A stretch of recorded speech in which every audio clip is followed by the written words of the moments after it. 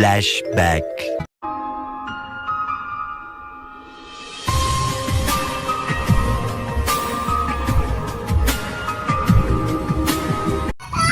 Hello friends, welcome to our channel Neha official. তো তোমরা সবাই কেমন আছো? আশা করি সবাই ভালো আছো। আমি অনেক ভালো আছি। চলে এসেছি তোমাদের জন্য একটা নতুন ইন্টারেস্টিং ব্লগ ভিডিও নিয়ে। ভিডিওটা স্কিপ না করে পুরোটা দেখতে থাকো। আজকে ড্রেস দেখে বুঝতেই পারছো যে কোথায় যাচ্ছি। চলো, বেরোয় অনেক লেট হয়ে গেছে, বেরিয়ে তোমাদের সাথে কথা হচ্ছে পরে। তো চলো। তো বাড়ি দিয়ে বেরিয়ে এখন টোটো চেপে গেছি। তো টোটো করে যাচ্ছি এখন স্টেশনে। তো চলো স্টেশনে যাই, তারপর কথা হবে। আর দেখো এখানে দুখানা বাঘ আছে, একটা বড় একটা ছোট।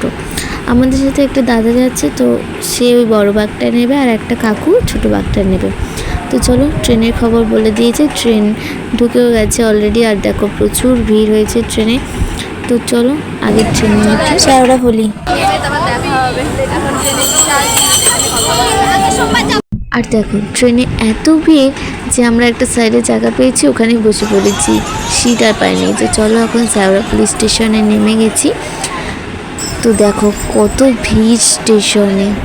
তো এখান থেকে নেমে ডাইরেক্ট যেত আমাদের ঘাটে। তো চলো ওখান থেকে ঘাটে যাওয়া যাক, তো তোমাদেরও দেখাচ্ছি। আর আগের বারে তো প্রায় অবস্থা খারাপ হয়ে গেছিলো, জানি না এবার কি হবে, আদৌ পৌঁছতে পারবো না কি বলতে পারছি না। তো তোমরা ভিডিওটা একটু স্কিপ না করে পুরোটা দেখতে থাকো, পুরোটাই দেখাবো তোমাদের। তো চলো এখন নিচে লাইন পার করে চলে যাচ্ছি আমরা ঘাটের দিকে। এবারে রোদ থাকলেও অতটাও কষ্ট হয়নি যতটা আগেরবার হয়েছিল। ট্রেন থেকে নেমে স্টেশনে খালি পায়ে পা দেওয়ার মতো জায়গা ছিল না আগেরবারে। যাই হোক, বাবার কৃপায় পৌঁছে গেছিলাম, এবারও আশা করেই চলে যাব। তো চলো এখান থেকে যেতে যেতেই আমাদের প্রায় অনেকক্ষণ সময় লেগে যাবে ঘাট পর্যন্ত যেতে। যাই হোক, ভিড় ঠেলে তো আমাদের এগিয়ে যেতেই হবে।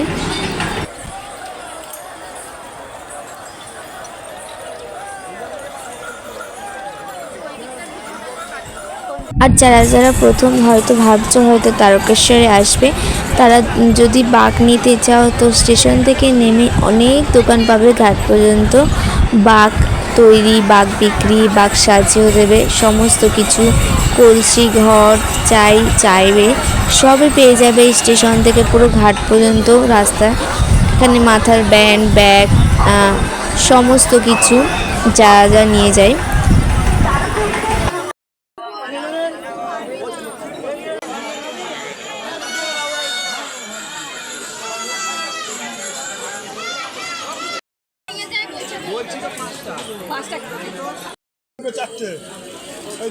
চারটে ছটা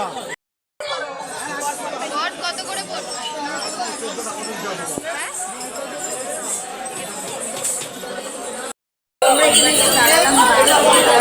কেনার জন্য চলো আগে কিনে নিই। এখানে দাঁড়ালাম, তারপর আমার ঘাটে গিয়ে দাঁড়াতে হবে।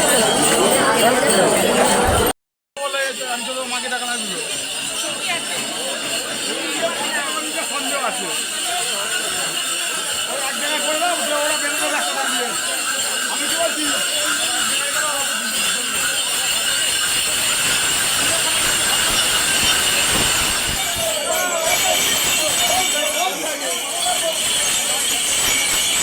আর এখানে দেখো বড় কলসির জন্য ঢাকনা নিয়ে নিচ্ছে মাটির, যাতে জল না বেরিয়ে যায়।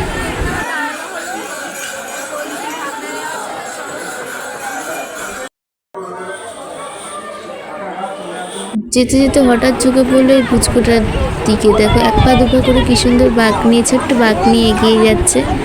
আমরা দাঁড়িয়েছিলাম এই ঘাটটাতে, এখানে এত পরিমাণে দাম নিচ্ছে, এক একজনের 100 টাকা করে এন্ট্রি ফি। মানে এই ফাঁকে যে কত টাকা উসুল করে নিচ্ছে কি জানি। তো তারপর অন্য একটা ঘাটে গিয়ে বসে পড়েছিলাম, অনেকক্ষণ বসেছিলাম। আর এখানে দেখো ডমরুকটাকে নিয়ে খেলা করছে। তো চলো অনেকক্ষণ বসার পর এখন নেমে যাচ্ছি জলে, ঘাটেতে স্নান করার জন্যে জল তুলবো। আর যেখানটা ঘাট না, ওর উপরে পুরো গাছের ছাউনি, একটু রোদ ঢুকছিল না, এত হাওয়া দিচ্ছিল ঠান্ডা। তো যাই হোক, ওই ঠান্ডা অবস্থায় চান করে নিতে হয়েছিল। তারপর উঠে প্রচুর শীত করছিল, এত জোরে জোরে হাওয়া দিচ্ছিল। তো আমার সাথে দিদিও করে নিল, তারপর দুজনে একসাথে উঠে গেলাম। অবস্থা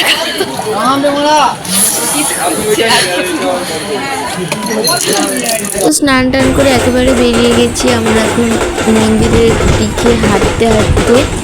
এইবার চালু হলো আমাদের পথ চলা, জানি না কোথায় গিয়ে থামবো আবার।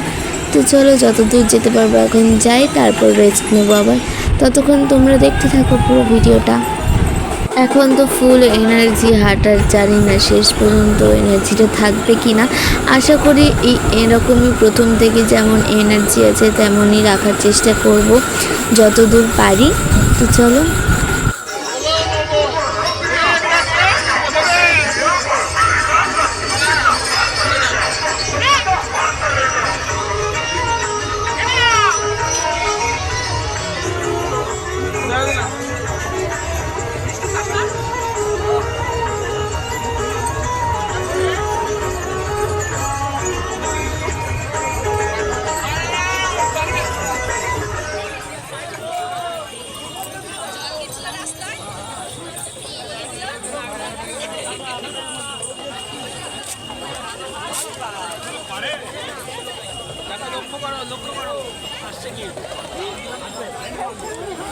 তো আমরা 2 ঘন্টা পর দাঁড়িয়ে পড়লাম এখানে।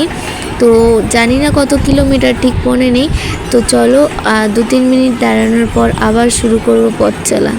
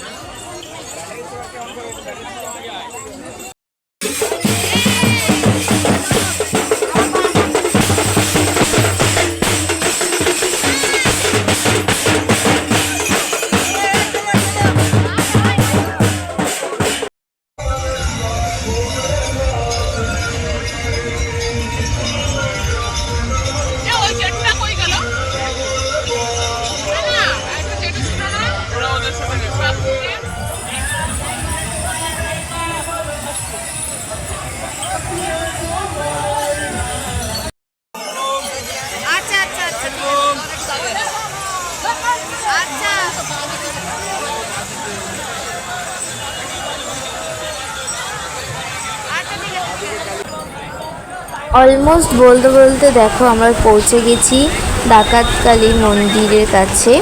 তখন প্রায় বাজে 7টা কি 7:30। খুব তাড়াতাড়ি এবার পৌঁছে গেছিলাম। তো চলো মন্দিরের ভিতর থেকে তোমাদের ঘুরিয়ে নিয়ে আসি।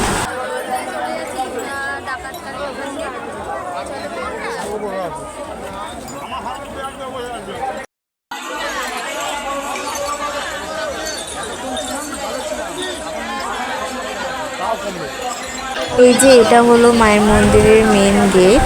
তো চলো গেটের ভিতরে যাওয়া যাক আর মায়ের মূর্তিটা তোমাদের দেখাচ্ছি।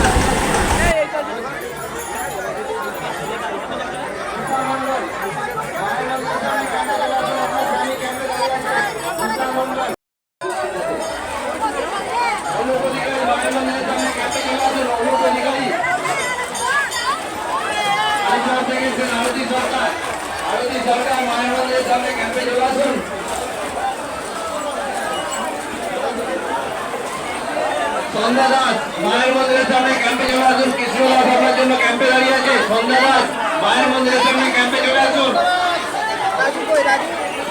ক্যাম্পে চলে আসুন।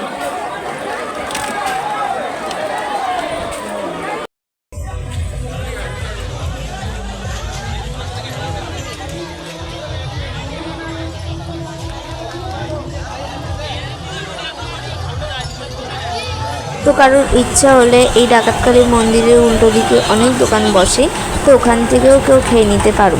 তো তারপর আমরা ছেড়ে চলে এসেছিলাম অনেকটা দূরে। তো এখানে দেখো ব্যানার লাগানো আছে যে এখান থেকে তারকেশ্বর 22 কিলোমিটার, অর্থাৎ আমরা প্রায় 18 কিলোমিটার পেরিয়ে চলে এসেছি।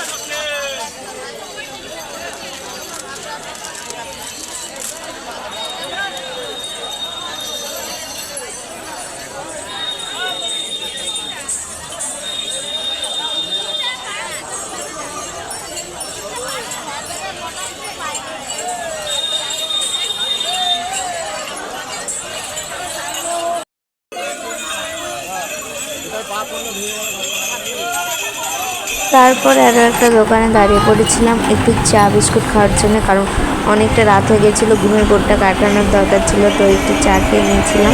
তো তারপর আবারও হাঁটি, দেখো ওখানে কত লোকের ভিড়।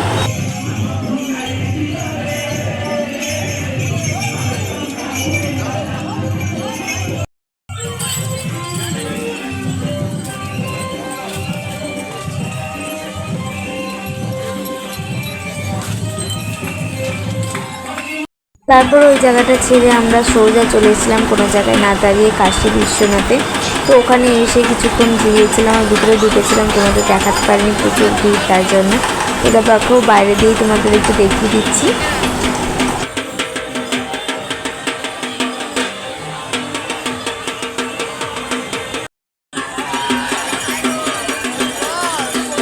আর আমরা যেখানে বসেছিলাম ওই লোকটার দোকানের মধ্যে, তো উনি বাজিয়ে যাচ্ছে সেই ড্রামগুলোকে।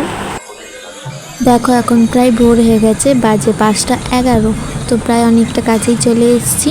তো আমরা ভোরবেলা বৃষ্টি পেয়েছি, এত জোরে বৃষ্টি তোমাদের আর দেখাতে পারি না। আর দেখো আমাদের দেখে বুঝতেই পারবে যে ভিজে গেছি অলরেডি। আস্তে আস্তে দেখো ভোর থেকে সকাল হয়ে গেল, তো প্রায় আমরা গেটের কাছে চলে এসেছি। তো গেটের সামনে গিয়ে তোমাদের দেখাচ্ছি, চলো। কেন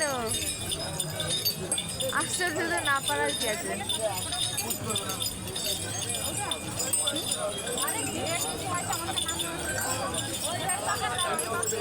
ওয়েলকাম টু তারকেশ্বর।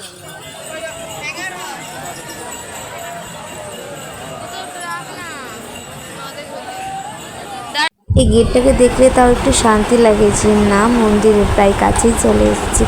এতক্ষণ যে কীভাবে এসেছি শুধু আমরাই জানি। যাই হোক, তো গেট থেকে আমরা এখন বেরিয়ে চলে যাচ্ছি। আর এখানে দেখো একটা বাচ্চাকে নিয়ে এসেছে ঝুড়ি করে। তো চলো, কত কিছুই দেখতে পেলাম এই রাস্তা দিয়ে যেতে যেতে। তো তারপর আরও একটা দোকানে চলে গেছিলাম আমরা চা খেতে। তো ওখান থেকে নিয়ে নিচ্ছি চা। তো আমি নিলাম দুধ চা, আর আমার পাশে দিদি ছিল, ও নিল র চা। দেখো তাড়াহুড়ো করে চাটা খেয়ে তারপর আবার বেরিয়ে গেছি মন্দিরের উদ্দেশ্যে। তো তারপর আমরা চলে এসেছিলাম ডাইরেক্ট লোকনাথ বাবার মন্দিরে। এখানে দেখো মন্দিরে এত লাইন। তো তারপর ওর পাশে একটা মন্দির ছিল, ওখানে জল ঢেলে দিয়েছি আমরা। লোকনাথ বাবার মন্দিরে আর ঢোকা হয়নি। তো তার সামনে একটা রেলগেট ছিল, ওখানে দেখো কত ভিড়, রেলগেট পড়ে গেছিলো বলে। তো চলো এখন মন্দিরের দিকে যাওয়া যাক। আমরা কি করবো, প্রচুর ভিড়।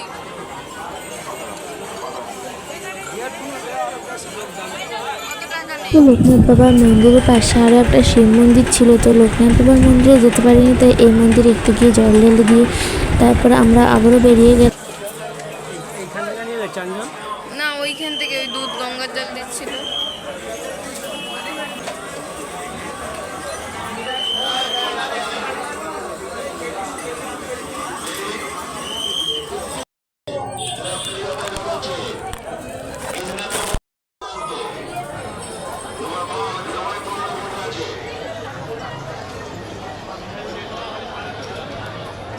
আর এটা হলো লোকনাথ বাবার মন্দিরের লাইন, শুধু মেয়েদের লাইনটাই দেখো কত বড়, আর ওইদিকে করা ছিল ছেলেদের লাইন আলাদা।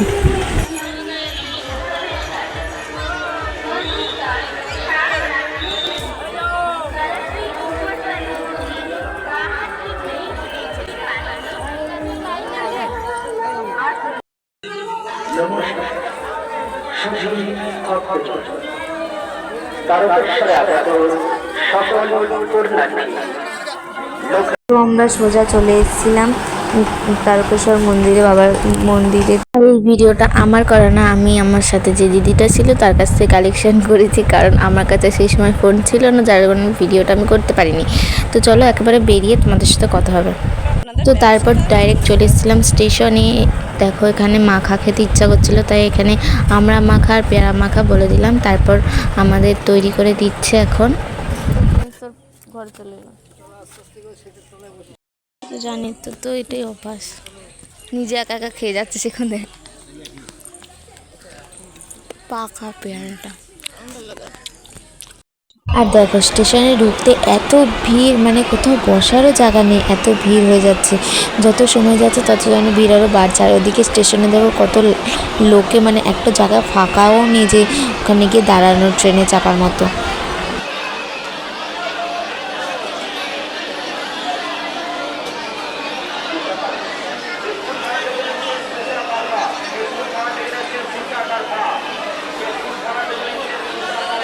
তো আমরা চলে গেছিলাম ট্রেনে করে উল্টো দিকে, মানে তারকেশ্বর থেকে চলে গেছিলাম আরামবাগ। তো ওই ট্রেনটাই আবার ব্যাক করে ফাঁকা হয়ে, তো তখন ওই ট্রেনটাই আবার ব্যাক করে আমরা আসি, তো ফাঁকা জায়গা পাই বসার। তো তারপর চলে এসেছিলাম ব্যান্ডেলে, ব্যান্ডেল থেকে ট্রেন ধরে আমাদের লোকেশানে। তো যাই হোক, বাড়ি ফেরার একটা আলাদাই আনন্দ।